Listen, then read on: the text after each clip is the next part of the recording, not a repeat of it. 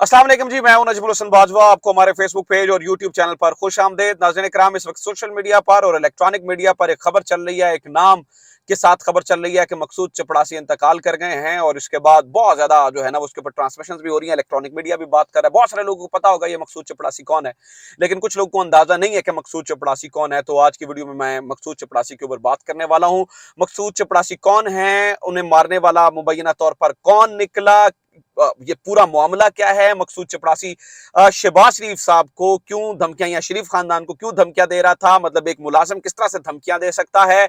और इसके अलावा रात 3 बजे हंगामी तौर पर यहां से दुबई कौन गया है, किसका जहाज उतरा है, ये बहुत सारी चीजें हैं जो तहलका खेज इंकशाफात है जो मैंने आपके सामने करने हैं। मकसूद चपड़ासी के बारे में आपको बता दूं, जैसे कि मैंने बताया बहुत सारे लोगों को इल्म होगा कि ये जो मनी लॉन्ड्रिंग का केस है जो शहबाज शरीफ साहब पर और हमजा शहबाज शरीफ साहब पर है, जिस केस में वो हर हफ्ते पेश होते हैं, इस मनी लॉन्ड्रिंग केस का जो मरकजी किरदार है वो ये मकसूद चपड़ासी है। वो किस तरह से, देखिए, हमजा शहबाज और शहबाज शरीफ साहब के कुछ जाती मुलाजिमीन के अकाउंट्स में मतलब हैरत अंदाज तौर पर जो है वो अरबों रुपए पाए गए। एफआईए ने इसके ऊपर तहकीकात की तो पता चला कि इनके किसी ड्राइवर के अकाउंट में जो है वो 2 अरब है, किसी में 30 करोड़ है, किसी में 40 करोड़ है, किसी में 50 करोड़ है।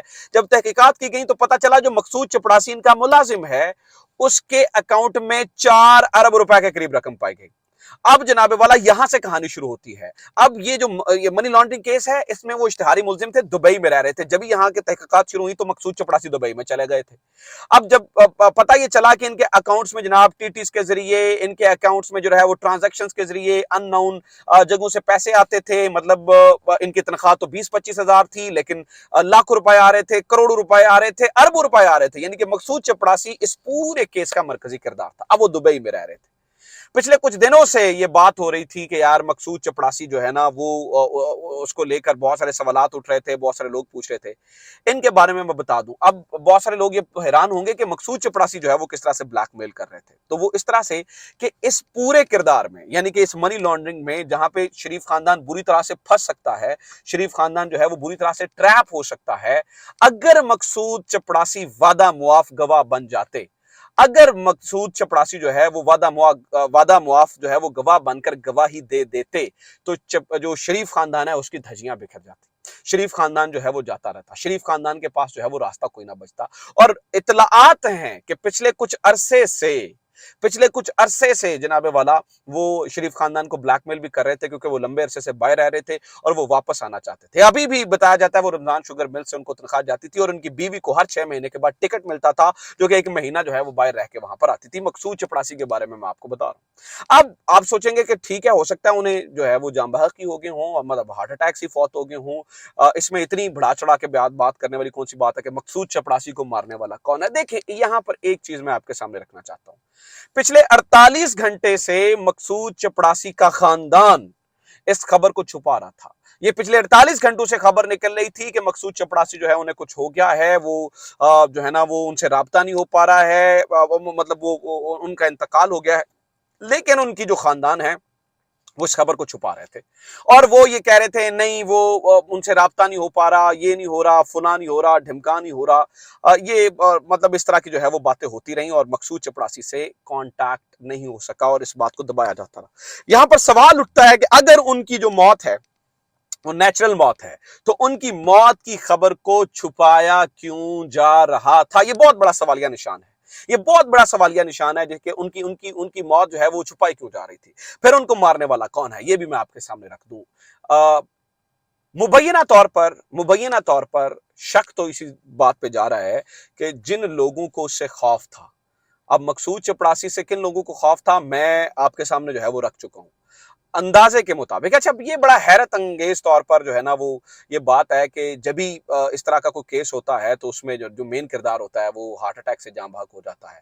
आपको याद होगा कि ये जो डॉक्टर रिजवान हैं, जिन्होंने इस केस की तहकीकात की, वो भी हार्ट अटैक से जो है वो फौत हो गए।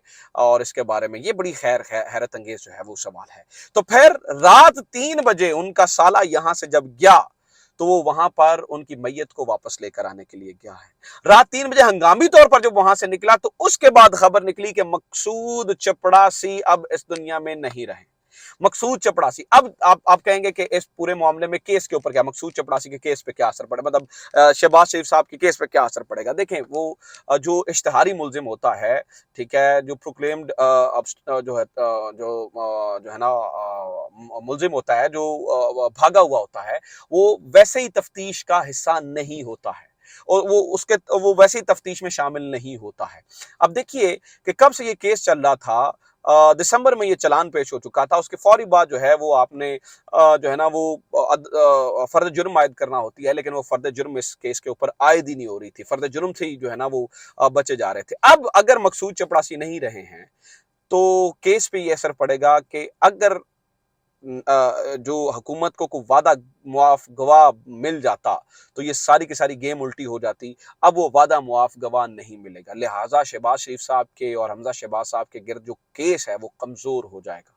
बादियों नजर में वो केस अब उतना तगड़ा नहीं रहेगा, क्योंकि जो मेन बंदा था वो अब इस दुनिया में रहे, जो वो इंकशाफात कर सकता था, जो वो बता सकता था, जो राज उसके पास थे, जो चीजें उसके पास थी, वो जो बता सकता था, अब वो इस दुनिया में नहीं रहा। तो इस पूरे केस के अंदर ये जो है वो एक असर पड़ेगा और एक ये यहाँ पर जो है ना वो एक चीज़ हम देख रहे हैं कि ये यहाँ पर जो है ना वो चीज़ें हो सकती हैं। सो मकसूद चपड़ासी के बारे में ये मालूमात अभी तक मिल नहीं है, इनके बारे में मज़ीद चीज़ें जो ही आती हैं तो मैं आपके सामने रखूँगा।